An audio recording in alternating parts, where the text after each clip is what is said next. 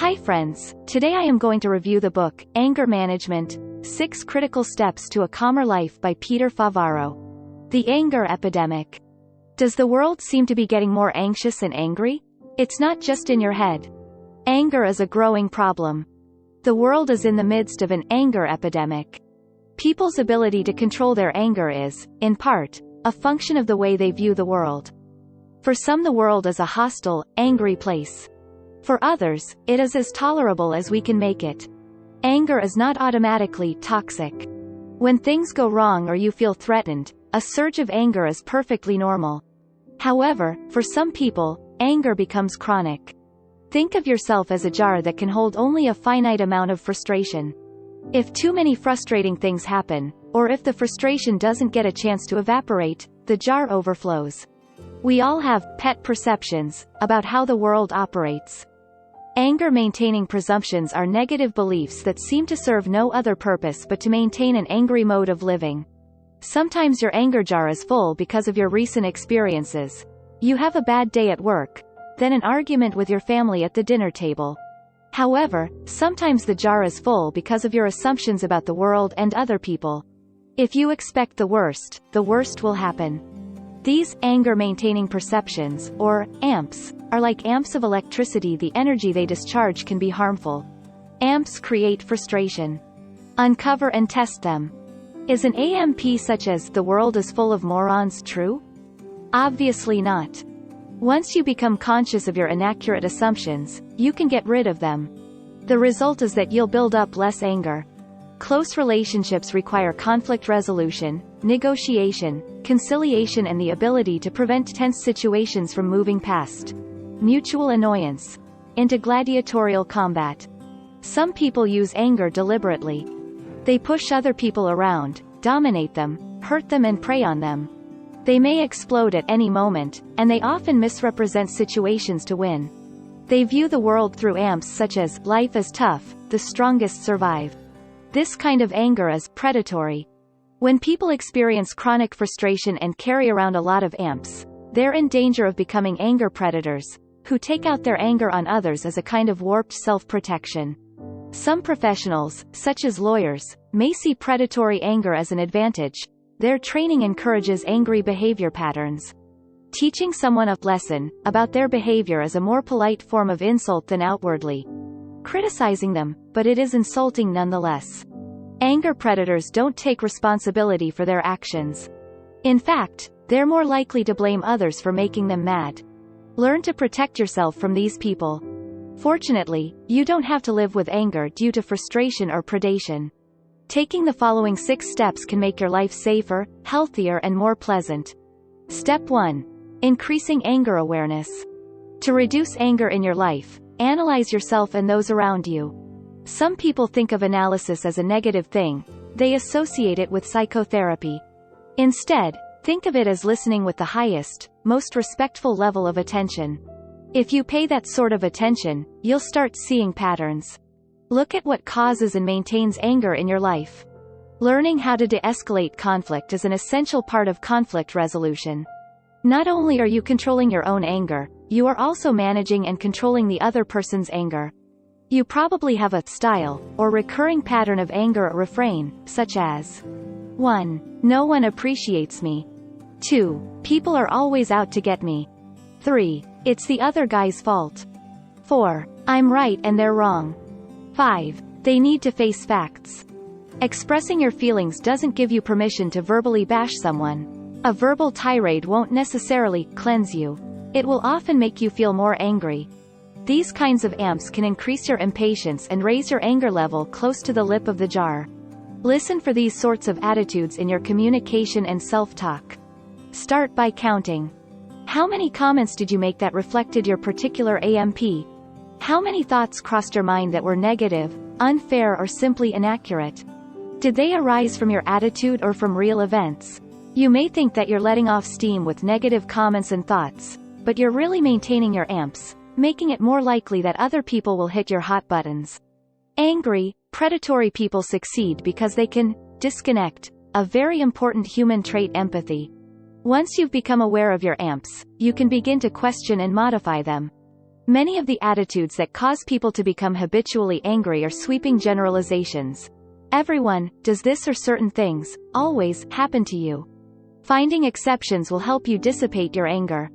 Get in touch with reality. Reprogram your mind by creating affirmations that reinforce positive attitudes and repeating them to yourself. Change those aspects of your lifestyle that add frustration. Revenge, for the angry predator, is careful, calculated and likely to be well executed. Listen for the amps of the people around you. Sometimes you can identify other people's coping style and hot buttons more easily than your own. If they are open to change, gently point out their amps. Step 2. Consequence forecasting. Have you ever gotten so angry with a person or situation that all you wanted to do was lash out, regardless of the consequences? You're not alone, of course. When you're really angry, all that exists is the emotion. Anger can erase your sense of time and your concern about consequences. Learn to project what might happen if you act on your anger without reflection. Follow the 4-stage, LAST, process. Listen, focus awareness on your body. What are you actually feeling? Assess venting your anger at someone might feel good for the moment, but will it solve the problem? The consequences will probably be negative. Stop, refrain from impulsive or habitual actions. Turn away, remove yourself from the situation. Sometimes, you can do this by talking out your desire to end the confrontation without angry explosions, either internally, with yourself or with other people. Step 3. De-escalation. Sometimes, you can't remove yourself from frustrating situations. You have a serious commitment to an angry person because of family ties or work. The anger spirals and your anger agenda gives rise to offspring conflicts, in which the argument has lost any connection to the original issue. Many chronically angry people focus or concentrate their anger on one or a few repetitive themes. When you or the people around you are poor at resolving conflicts or dealing with frustrations, you must learn to de-escalate, reduce the number of angry exchanges, refrain from making the situation worse and prevent people from getting hurt. Follow a modification of the last steps, called LASH, to de-escalate. Listen, identify communication patterns. Assess, figure out whether or not they serve your goals of resolution and harmony. Stop, put an end to destructive patterns. Hand out help. Meeting anger with anger just makes things worse. You get locked into a destroy mode of interaction. Sometimes, just the offer of help can be enough to shift interactions to win-win. In small, tightly knit groups, a buildup of frustration and pressure can escalate anger between people quickly and very destructively. Gaining control over the situation will in itself reduce your anger and frustration. As you pull back and decrease your personal involvement, you'll stop reacting out of your pain. To change from a conflict producer into a conflict resolver, learn 6 skills. Active listening. When you listen actively, you help people calm down. At the least, you'll keep them from adding fuel to the fire and figure out why they are mad. Acknowledging an adversarial point of view. Recognize that points of view other than your own may be valid. You can't do this with words only. Your body language must communicate respect and acceptance. Avoiding angry questioning. Rhetorical questions such as, "What's wrong with you?" are really attacks. Economical communication. If you talk and talk, no matter how good your intentions are, you aren't listening. Get to the point and let the other people speak.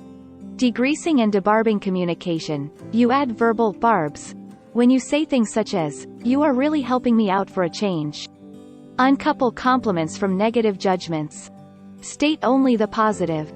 Redirection. Acknowledge the things you're doing that aren't productive, and refocus the conversation. Step 4.